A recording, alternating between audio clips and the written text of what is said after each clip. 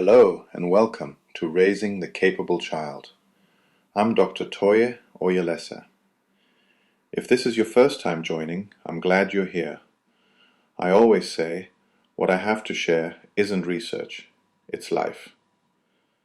The stories and ideas I talk about, they come from raising my sons, Dejo and Dele, and years seeing families as a doctor. No fancy credentials in child psychology, just tried and sometimes failed experience.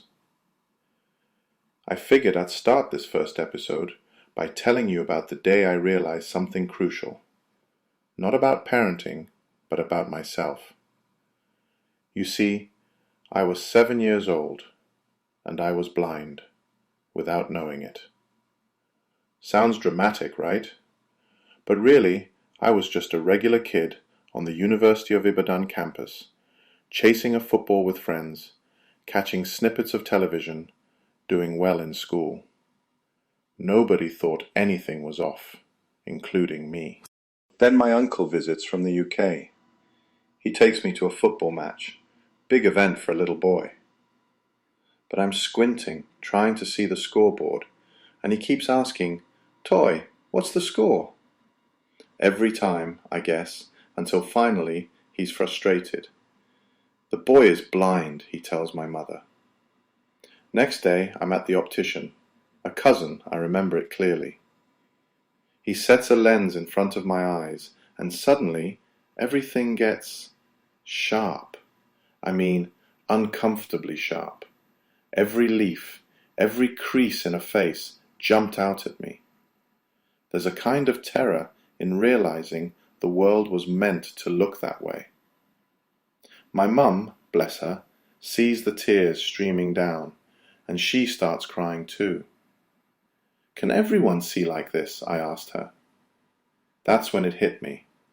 I felt freed and completely thrown off at the same time. Gaining clarity wasn't just magical, it was overwhelming.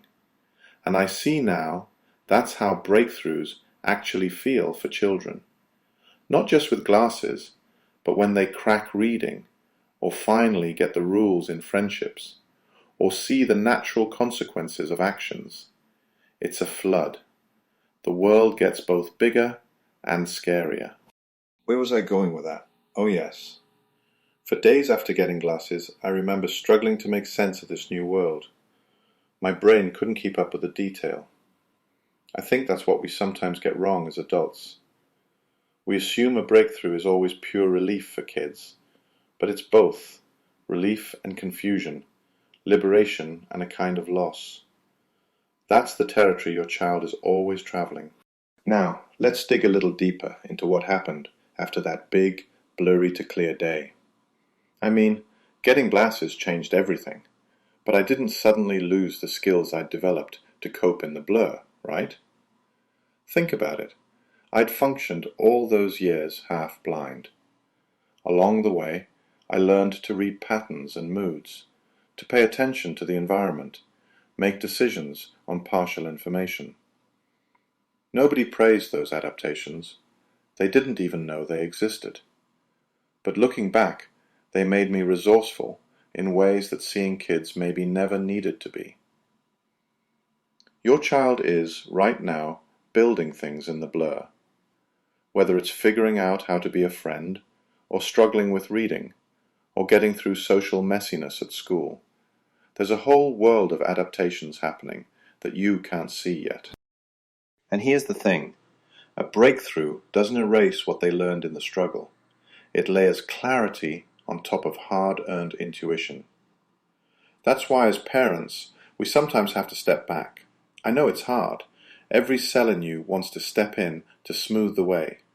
But some skills, balance for example, or frustration tolerance, or problem solving, those can only grow through being wobbly, through real frustration, through confronting small failures.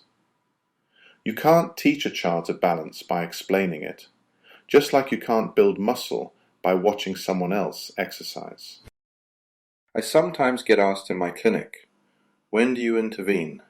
When do you step back? Honestly, I wish there was a formula. But most of the time, I've found it's about being present, letting them wrestle with the blur, showing up, but not swooping in every time they falter. It's so tempting to take over the homework, fix the playground disputes, solve the sibling arguments. But if you always rescue them, they lose out on that process of messy navigation. I might be wrong about this, but I think the best gift is sometimes letting them find their own path in the fog, so to speak. That's where resilience begins. Now you might be thinking, okay, but how do you know when to help and when to let go? Well, let's bring Erik Erikson into the conversation. Years after my childhood blur, when I was slogging through medical school, a tongue-twister curriculum if there ever was one, I stumbled across Erikson's psychosocial stages. He describes these recurring challenges, or crises, every child faces. Each stage, you resolve it, you gain a kind of superpower, hope, will, purpose, competence. Fail to resolve it, and you move forward, sure, but without that new strength. Basically, childhood development is less like a ladder and more like a video game with levels and bosses. Each challenge is both a test and an opportunity. Realizing this changed how I parented my own boys. Here's where my frameworks come in. Primary responsibility, the process method, the rules framework.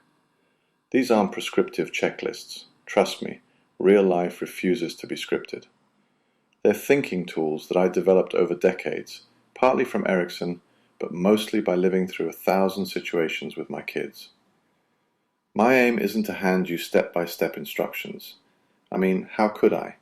Your family, your child, your context, none of that is mine. What I can give is a clear way of thinking. Is this my job or my child's? Am I helping or am I enabling? Am I focusing on outcomes I can't control, or am I doing the work I can actually influence? When I raised Dejo and Dele, and they're both engineers now, doing things I can't even pretend to understand, I found again and again that it wasn't about always getting it right. It was about showing up with consistency. Sometimes I stepped in too much and had to pull back. Other days, I watched them struggle and wanted to jump in, but held still. Process over perfection. Consistency over control. That's how you build capability, in children and in yourself as a parent. Let me be clear. This podcast won't promise perfect outcomes or scripts for every scenario. What I hope to offer are frameworks that give you clarity on what's yours to do and what must be left to your child's own efforts. Over the next episodes, you'll hear practical ways to use these ideas, how to pick them up, mess them up, and try again.